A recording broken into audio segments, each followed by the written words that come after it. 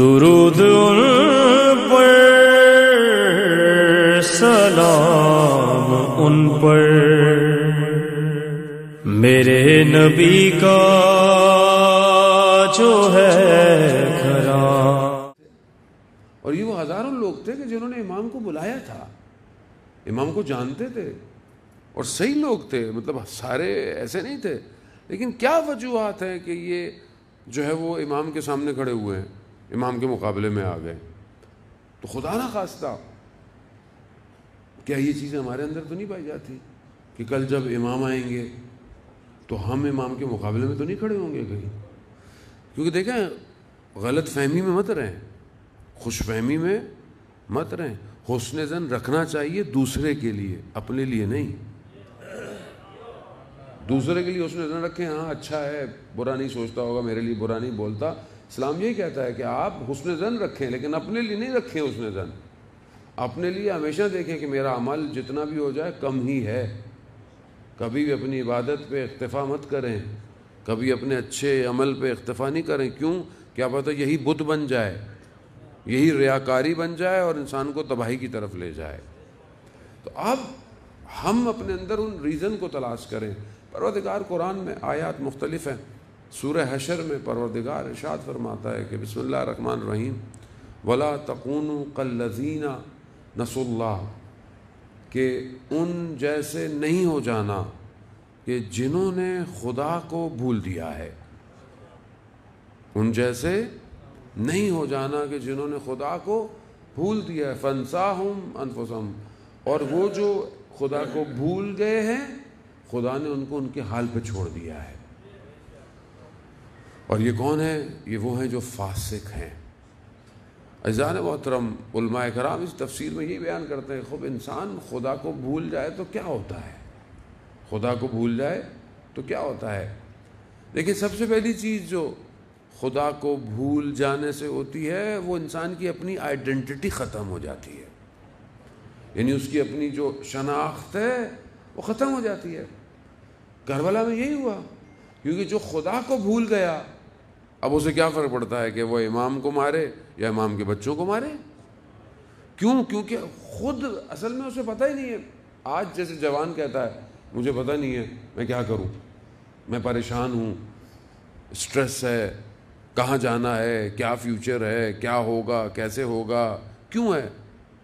کبھی غور کرے تو خدا کو بھولا ہوا ہے، خدا یاد نہیں ہے۔ جب خدا آپ کو یاد تو پھر انسان ادھر ادھر گھومتا رہتا ہے، اسے پتہ ہی نہیں ہے۔ لیکن جسے خدا یاد ہو وہ کبھی بھی اپنے مقصد سے ہٹتا نہیں۔ تو یہ پہلی چیز جو اسی کے ذیل میں بہت ساری چیزیں ہیں کہ یہاں قرآن کی آیات ہیں، دوسری بھی پروردگار جو ہے قرآن کی دوسری آیتوں میں وہ کہتا ہے کہ بنی اسرائیل کے بارے میں کہ ایک تو یہ کافر کفر کیا، دوسرا انہوں نے انبیاؤں کو قتل کیا، یعنی جو بڑے بڑے لوگ تھے اپنے ہاتھی ان کو قتل کیا، تیسرا یہ انہوں نے عصیان کیا، یعنی کیا؟ یعنی گناہ کیے، گناہ۔ چوتھی صفت کیا ہے؟ انہوں نے تجاوز کیا، یعنی جو ان کے حقوق تھے اس سے زیادہ بڑھ گئے۔ یہ بنی اسرائیل کی صفات تھیں جو بنی اسرائیل نے کیا۔ آج بھی آپ کے سامنے دیکھ لیں کہ یہی چیزیں جو ہے وہ انجام ہو رہی ہیں۔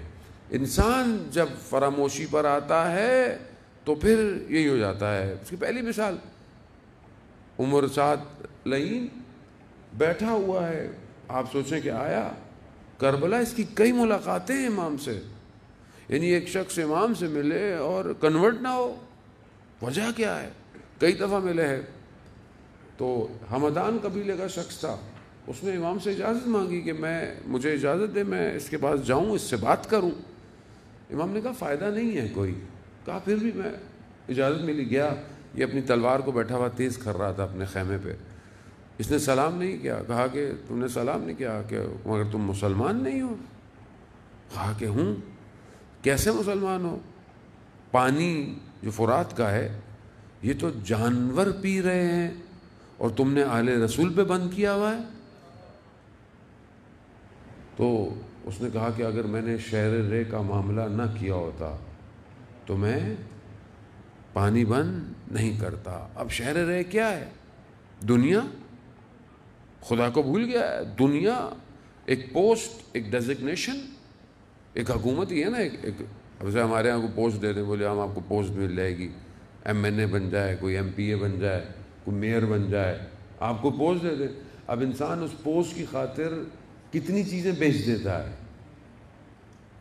اپنے وجود کو بیچ دیتا ہے، انسانیت کو بیچ دیتا ہے۔ تو جب ایسے کرے گا تو اس کا مطلب کیا ہے؟ خدا کو بھول گیا ہے، اور جب خدا کو بھول گیا ہے تو پھر سرگرداں ہے۔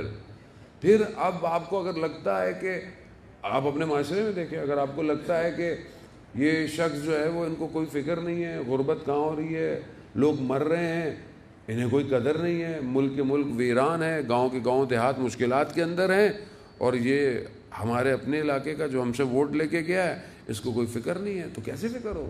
تو خدا کو بھول گیا ہے، اس سے آپ کیا توقع رکھتے ہیں کہ وہ آپ کے لیے کیا کرے گا؟ ٹھیک ہے یہ اس حد تک نہیں گیا، لیکن یہی آہستہ آہستہ چیز انسان کے قلب میں سیاہ نقطوں کو بڑھا دیتی ہے، اور پھر یہی حاکم جو ہے وہ بڑھتے بڑھتے بڑھتے بڑھتے بڑھتے فرعون بن جاتے ہیں، اور پھر فرعون یہ کہتا ہے نا ربکم الاعلیٰ، میں ہی تمہارا رب ہوں۔ پھر انہیں کوئی خوف نہیں ہے۔ اگر ایک لمحے کے لیے بھی کسی بھی حاکم کو، کسی بھی حکمراں کو، کسی پوسٹ پہ جو بیٹھا ہوا ہے اسے خوف خدا آ جائے، وہ اپنی کرسی چھوڑ دے گا، یا کام صحیح کرے گا یا کام چھوڑ دے گا۔ کیوں؟ کیونکہ اسے ایک دن اس حاکم کے مقابلے میں جانا ہے جو مالک یوم الدین ہے۔ وہاں یہ کچھ نہیں چلے گا، آپ کی نہ سفارشیں چلیں گی، نہ آپ کے پروٹوکول چلیں گے، نہ آپ کی پرچیاں چلیں گی، نہ آپ کی سیاسی پارٹیاں چلیں گی، کچھ نہیں چلے گا وہاں۔ سب دھرا کا دھرا رہ جائے گا جب لات چلے گا بچہ۔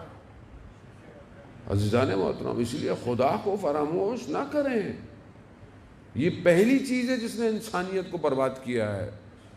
انسان اس مقام پہ آ جاتا ہے کہ 6 ماہ کے بچے کو پانی نہیں دے رہا، پیاسا شہید کر رہا ہے۔ یعنی حیوان، جب انسان خدا کو بھول جائے حیوانیت پہ آ جاتا ہے۔ خب یہ حیوانیت پہ آ گئے۔ حبیب ابن مظاہر کہتے ہیں کہ ایک شخص آیا سو امام سے ملنے آیا، وہی کربلا کا واقعہ ہے، تلوار کی، میں نے کہا تلوار ہٹاؤ، امام سے کام ہے، ملنے گیا، کہا کیوں ہے؟ کہ عمر سعد کا پیغام دینے آیا ہوں۔